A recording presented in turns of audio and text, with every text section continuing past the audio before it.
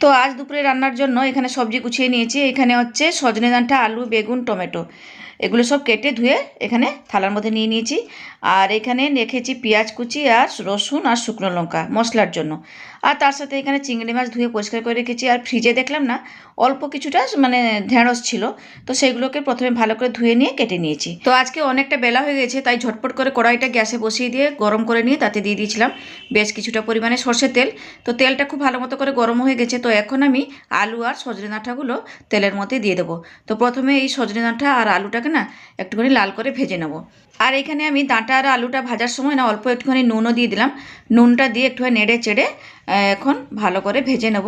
আজকে কিন্তু না রান্নাবান্না করার জন্য না অনেকটা দেরি হয়ে গেছে, কারণ বাজার করে এসে চিংড়ি মাছগুলো কেটে ধুয়ে পরিষ্কার করতে একটু সময় লাগে। তারপরে চিংড়ি মাছগুলো ধুয়ে পরিষ্কার করে রেখে দিয়ে আবার বটি নিয়ে নিচে বসে বসে সব সবজিগুলো কেটে রাখলাম, কেটে ধুয়ে সব কিছু থালার মধ্যে সাজিয়ে রাখলাম। এইসব করতে গিয়ে দেরি হয়ে গেছে। তো যাই হোক, আপনাদের সাথে কথা বলতে বলতে এদিকে কিন্তু সজনে ডাঁটা আর আলুটা লাল লাল করে ভাজা হয়ে গেছে। আর এরপরে দিয়ে দিলাম কেটে রাখা বেগুনগুলো। তো এরপরে হাতে সময় নিয়ে একটুখানি সমস্ত সবজিগুলোকে আরও একবার ভেজে নেব। এখন কিন্তু আমি গ্যাসটাকে পুরো বাড়িয়ে রেখেছি, নাহলে বেগুন পুরো নরম হয়ে যাবে। যাই হোক, গ্যাসটাকে বাড়িয়ে রেখে সমস্ত সবজিগুলোকে একটুখানি লাল লাল করে ভেজে নিয়েছি। এরপরে আমি তুলে নেব। তো আজকে দুপুরে তো এই একটা তরকারি দিয়েই ভাতটা খাওয়া হবে, তাই জন্য ভাবলাম একটুখানি তরকারিটাকে না ভালো করে বানাই। যাই হোক, এখানে তো সমস্ত সবজিপাতি ভাজা হয়ে গেছে, তুলে থালার মধ্যে রেখেও দিলাম। এরপর আমি চিংড়ি মাছটা ভেজে নেব। তো চিংড়ি মাছে না এখন অবধি আমি নুন হলুদটা দিয়ে মাখাইনি। যাই হোক, তেলের মধ্যে প্রথমে দিয়ে দিলাম চিংড়ি মাছগুলো। এরপরে আমি পরিমাণ মতো হলুদ গুঁড়ো দিলাম আর একটুখানি নুন দিয়ে দেবো। নুন আর হলুদটা দিয়ে চিংড়ি মাছটাকে হালকা লাল করে ভেজে নেব। বেশি ভাজবো না, নাহলে পুরো রাবারের মতন খেতে লাগবে। যাই হোক, একটুখানি 1 থেকে 2 মিনিট মতো নেড়ে চেড়ে চিংড়ি মাছগুলোকে লাল করে ভেজে নিয়েছি। তো ভাজা ভাজা হয়ে গেছে। এরপর আমি তুলে ওই থালার মধ্যে রেখে দিলাম। তো এইদিকে তো মোটামুটি আমি সমস্ত কিছু রেডি করে নিয়েছি, মানে ভেজে রেডি করে নিয়েছি। এরপরে আমি এই তরকারিটার জন্য না মশলাটা বেটে নেবো। চলুন, মশলাটা শিলেই বাটবো। শিলে বাটা মশলার টেস্ট একটু আলাদাই হয়। যাই হোক, তো এইখানে পেঁয়াজ, রসুন, শুকনো লঙ্কা নিয়েছিলাম, তার সাথে জিরে আর সাদা সর্ষেও নিয়েছি। তো প্রথমে শিলের মধ্যে গোটা জিরে, সাদা সর্ষে, রসুন আর ওই যে শুকনো লঙ্কা দিয়েছিলাম দিয়ে দিলাম। এরপরে অল্প অল্প জল দিয়ে মশলাটাকে প্রথমে বেটে নিচ্ছি। আর মশলা বাটার সময় আমি আমার ছেলের সাথেও কথা বলছি, কারণ ওকেও একটুখানি নজরে রাখতে হচ্ছে। ও তো ভীষণ দুষ্টু, এদিক ওদিক করে চলে যাচ্ছে, তাই ওর সাথেও মাঝে মাঝে কথাও বলে যাচ্ছি। দেখুন, তো এই মশলাটা পুরো প্লেন করে বেটে নিয়েছি। এরপরে কিন্তু এই যে কেটে রাখা পেঁয়াজটা দিয়ে দেবো। আর এই তরকারিতে না এইরকম মশলাপাতি দিয়ে বানালে খেতে কিন্তু না দারুণ লাগে। তো যাই হোক, মশলার সাথে পেঁয়াজটাও দিয়ে দিয়েছি। এরপরে আস্তে আস্তে করে বেটে নিচ্ছি, কারণ শিলটা তো ছোট, তো পেঁয়াজগুলো এদিক ওদিক করে পড়েও যাচ্ছে। যাই হোক, এইভাবেই আমি একটুখানি মশলাটা বেটে রেডি করে নিলাম। দেখবেন শিলে কিন্তু না এই জিরে সর্ষেগুলো বাটলে না একটু প্লেন করে বাটা হয়, আর মিক্সিতে একদম ভালো করে বাটা হয় না। তাই একটুখানি যখন এইসব মশলাপাতি দিয়ে রান্নাবান্না করি না, একটুখানি শিলের মধ্যেই আমি বেটে নেওয়ার চেষ্টা করি। আমার কিন্তু শিলে বাটা মশলা ভালোই লাগে কিন্তু খেতে। যাই হোক, মশলাটা তো বেটে রেডি করে নিয়েছি। আর এইদিকে না কড়াইতে আরও কিছুটা সর্ষে তেল দিয়ে ভালো করে গরম করে নিয়েছি। এরপরে ওই যে বেটে রাখা মশলাটা তেলের মধ্যে দিয়ে দিলাম। এরপরে কাজ হচ্ছে মশলাটাকে খুব ভালো মতো করে একটুখানি কষে নেবো। রান্না করতে করতে ছেলের সাথে কথাও বলে যাচ্ছি, কারণ ওর খিদা পাচ্ছে। ও আমাকে বলছে, মা আমাকে খেতে দাও।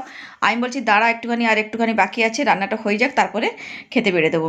তো এই দিয়ে কিন্তু মশলাটাকে না কষিয়ে নিয়েছি ভালো করে। এরপরে নুন আর হলুদটা পরিমাণ মতো দিয়ে দিলাম। এরপরে মানে ভালো করে একটুখানি আবারও নেড়ে চেড়ে ভেজে নিচ্ছি মশলাটাকে। এরপরে দেবো টমেটো কুচি, 2টো টমেটো কেটে নিয়েছি। টমেটোটাকে এরপরে ওই মশলার সাথে দিয়ে আবারও ভালো করে মশলাটাকে না কষে নেবো। অল্প অল্প জল দিয়ে কিন্তু মশলাটাকে কষে নিতে হবে। তো মশলাটা ভালো করে কষেও নিয়েছি, সাইড থেকে তেলটাও ছেড়ে দিয়েছি। এরপরে আমি প্রথমে ডাঁটা আর আলুগুলোকে দিয়ে দিচ্ছি, কারণ এইগুলো তো একটুখানি সিদ্ধ হতে সময় লাগবে। বেগুন আর চিংড়ি মাছটা পরে দেবো। তো প্রথমে ডাঁটা আলুটা দিয়ে দিলাম। এরপরে ভালো করে মশলার সাথে না 2-4 মিনিট কষে নেবো। আমি এখানে ডাঁটা আর আলুটাকে একটু ঢাকা দিয়ে দিয়ে ভালো করে কষে নিচ্ছিলাম। তাহলে কী হবে বলুন তো, ডাঁটা আর আলুটা তাড়াতাড়ি সেদ্ধও হয়ে যাবে। দেখুন, ভালো করে কষেও নিয়েছি, তেলটাও ছেড়ে দিয়েছে। এরপরে আমি দেবো পরিমাণ মতো জল। বেশি জল দেবো না, একটুখানি তরকারিটা মাখা মাখা করবো, মানে মাখা মাখা করে ঝোল রাখবো, তাই জন্য অল্প একটুখানি জল দিলাম।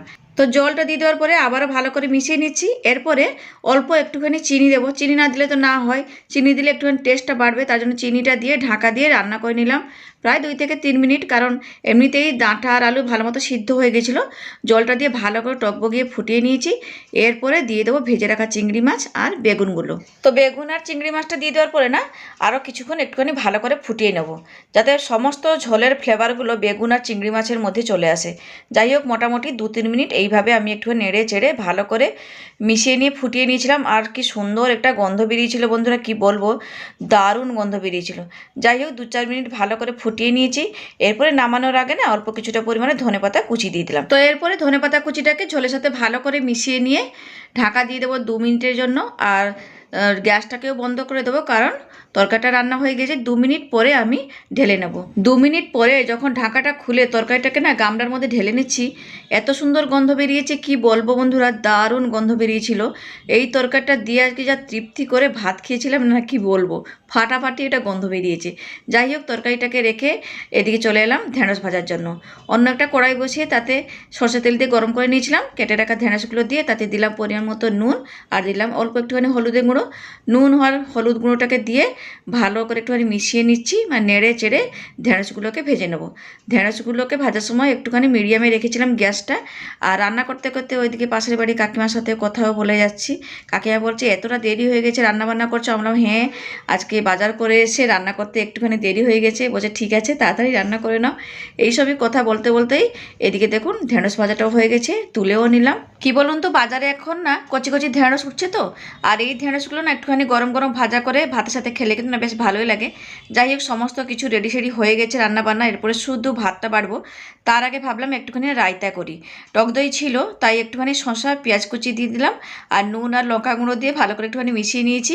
আর তার ফাঁকে একটুখানি আপনাদের সাথে শেয়ারও করে দিলাম আজকে কী কী রান্না করেছি।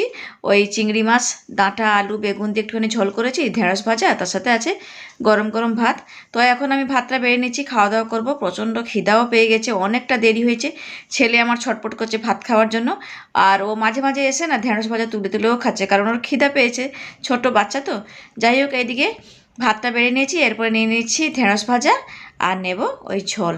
আর বন্ধুরা, এই ঝোলটা না জাস্ট ফাটাফাটি হয়েছিল। আবারও বলছি, একবার না আমার মতো করে আপনারাও বানাবেন, আর কমেন্টস করে জানাবেন আপনাদের কেমন লাগলো। দারুণ লাগে কিন্তু খেতে, সজনে ডাঁটা দিয়ে না এই চিংড়ি মাছের ঝোলটা বানালে। আর আদা দেবেন না, আদা ছাড়াই এই ঝোলটা বানাবেন। যাই হোক, ঝোল নিয়ে নিয়েছি, রায়তাও রেডি, এরপরে খাওয়া দাওয়া করব। তো আজকের মতো থাকলাম, সবাই ভালো থাকবেন, সুস্থ থাকবেন।